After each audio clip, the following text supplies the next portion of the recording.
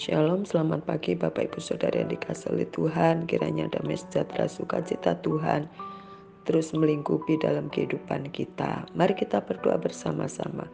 Bapa di dalam surga, kami mau belajar melakukan kehendak-Mu, yaitu mau bersyukur setiap saat Tuhan. Karena dengan bersyukur kami mendapatkan kekuatan, kami mendapatkan penghiburan.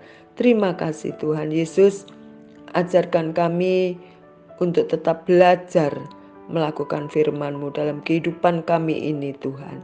Sehingga kami boleh menjadi pribadi-pribadi yang tangguh di akhir zaman ini Tuhan. Terima kasih.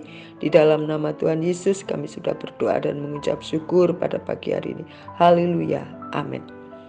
Pada pagi hari ini bacaan kita terambil di dalam Injil Matius 9 ayat yang ke-9. Bunyinya demikian. Injil Matius 9 ayat yang ke-9.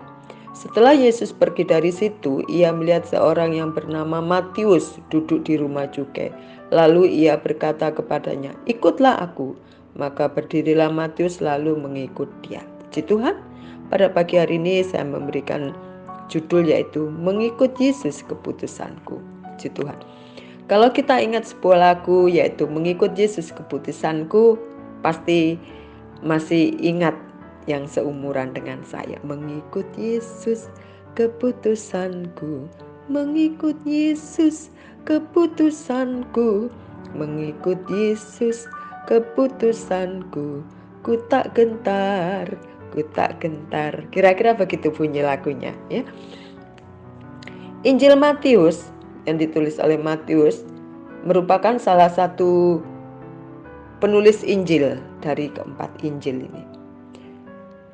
Adalah salah satu murid Yesus juga yang tetap setia sampai akhir hidupnya. Dalam sejarah gereja dicatat mengenai akhir kisah hidup Matius yang menjadi salah satu martir yang meninggal ketika berjuang memberitakan Injil kepada orang-orang di Afrika. Di dalam kitab Injil, Matius menceritakan mengenai latar belakang dirinya yang berasal dari seorang pemungut cukai yang rela meninggalkan kenyamanannya untuk mengikut Yesus. Perjumpaan dengan Yesus telah mengubah seluruh jalan hidupnya dari seorang yang awalnya bekerja untuk kesejahteraan dirinya sendiri menjadi seorang yang mau bekerja bahkan mati untuk Injil. Bapak Ibu Saudara yang dikasihi oleh Tuhan, ketika menjadi pemungut cukai, Matius ini rela mengkhianati bangsanya dan mengabdikan diri kepada penguasa Romawi yang saat itu menjadi penjajah bangsanya. Para pemungut cukai berkompromi kepada penguasa asing untuk kesejahteraan diri mereka sendiri. Ketika bangsanya mengalami penindasan oleh bangsa asing, para pemungut cukai ini malah menaikkan hitungan pajak tetap untuk kekayaan dirinya sendiri. Dengan kata lain, Matius pernah menjadi orang yang egois, yang tidak peduli akan orang lain, mementingkan kesejahteraan hidupnya sendiri. Namun keputusannya mengikut Yesus mengubah menjadi orang yang rela meninggalkan hak-haknya untuk menjadi pemberita Injil. Bapak Ibu Saudara yang dikasihi oleh Tuhan, seperti lagu atau judul sharing kita pada pagi hari ini, keputusan untuk mengikut Yesus itu mengubah hidup Matius. Mereka meninggalkan segala kenyamanan. Komitmen mengikut Yesus dengan segala konsekuensi yang ada. Bahkan mereka rela meninggalkan zona nyaman mereka untuk mempertahankan kecintaannya kepada yang penguasa baru di dalam hidupnya, yaitu Yesus Kristus, Sang Juru Selamat. Bapak Ibu Saudara yang dikasihi oleh Tuhan, keputusan seperti ini bukanlah keputusan yang mudah. Saya percaya itu, apalagi ketika diperhadapkan kepada pilihan.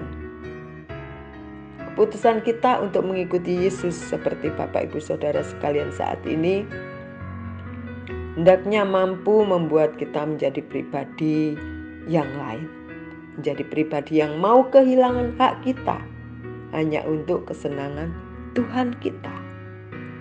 Bukan mempertahankan kesenangan kita sendiri. Yesus sudah memberikan segalanya untuk kita. Apa yang bisa kita berikan sebagai komitmen kita untuk mengikut Yesus? Roma 8 ayat 35 mengatakan, siapakah yang memisahkan kita dari Kristus? Penindasan atau kesesakan atau penganiayaan atau kelaparan atau ketelanjangan atau bahaya atau pedang, kata Rasul Paulus. Tidak ada yang memisahkan kasih Tuhan dari Rasul Paulus. Saya percaya begitu juga dalam kehidupan kita. Tidak ada yang bisa memisahkan kasih Tuhan dalam kehidupan kita. Dalam kehidupan kita, seringkali kita mengalami kesesakan, pergumulan hidup. Tetapi toh sampai saat ini kita tetap bertahan. Kita tetap mempertahankan iman kita hanya kepada Yesus Kristus. Karena kita percaya waktu kita mengambil keputusan mengikut Yesus, itu karena keputusan kita sendiri.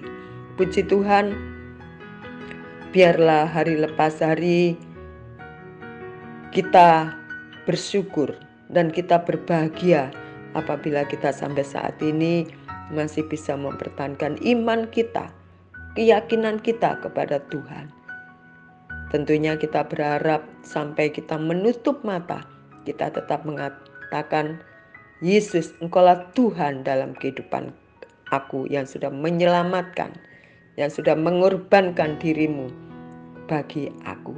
Puji Tuhan, Bapak Ibu Saudara yang dikasihi oleh Tuhan, mengikut Yesus bukan hanya sebuah pilihan, namun sebuah keputusan seperti yang sudah kita ambil. Puji Tuhan, pada pagi hari ini biarlah kita diingatkan kembali apa yang sudah kita putuskan.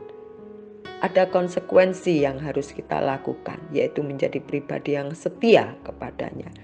Dan itu kita akan belajar untuk tetap melakukannya sampai kita menutup mata. Puji Tuhan, mari kita berdoa. Bapa di dalam surga, kami menyadari waktu kami mengambil suatu janji dengan mulut dan hati kami, mengakui Engkau sebagai Tuhan dan Juru Selamat kami, Tuhan. Itu adalah keputusan yang kami ambil dengan benar. Dan kami tidak pernah menyesal. Karena Engkau Allah Immanuel, Engkau selalu menyertai kami. Itulah yang menjadi kebanggaan kami. Itulah yang menjadi kesukaan kami. Bahwa kami tidak pernah berjalan sendiri. Engkau terus menyertai, membimbing dan menuntun kami. Terima kasih Tuhan, terima kasih. Biarlah kami belajar menguatkan iman, percaya, serta pengharapan kami kepada Engkau saja.